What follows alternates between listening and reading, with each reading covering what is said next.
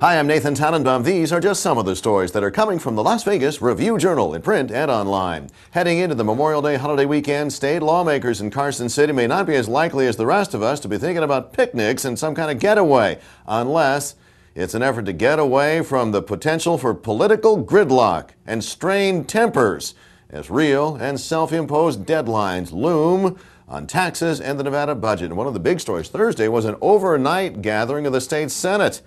Keep up to date by checking the Political Eye blog with any and all major developments posted immediately to the breaking news section of our homepage. Now, we do have a Memorial Day story of a different kind from business writer Benjamin Spillman. It's about falling visitor counts prompting falling room rates. Ben writes of a Kansas couple, frequent visitors to the entertainment capital of the world, who now find themselves moving up on the luxury scale while paying about the same prices they've been paying. It's a good read. The death of Metro Police Officer James Manor remains in the news, particularly with Wednesday's announcement by Sheriff Doug Gillespie that the officer, killed in a crash while on the way to a call, was speeding without lights, siren, or seatbelt. There's been some public outcry for all charges to be dropped against 45-year-old Calvin Darling, the driver of the pickup truck that turned into the path of Manor's cruiser.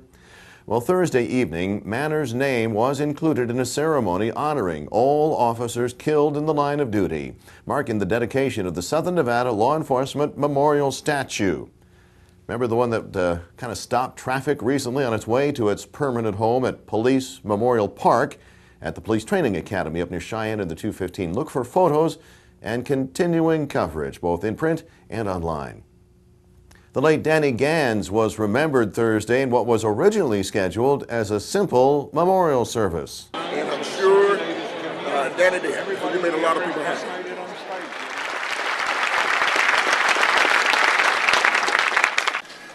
Well, I'm standing here and in this room with you, and I'm standing on his stage, and I got to see him the Friday before he disappeared. Junior, Frank Sinatra, everybody, they're going to knock at your door one day. It's kind of like call waiting. No, it's kind of like the telephone company. When the man upstairs calls you, there's no call waiting, no call holding, no call forwarding. You got to pick up the phone. The Gans showroom at Steve Wynn's Encore has been dark since his death at the beginning of the month. Meanwhile, no word yet from the Clark County coroner on final tests to determine the cause of the health-conscious Gans' death at the age of 52. It's at least 18 years behind bars for the man convicted of plowing into a bus stop last year, killing a Las Vegas woman, putting a 27-year-old in a wheelchair for the rest of her life when her legs had to be amputated after the crash.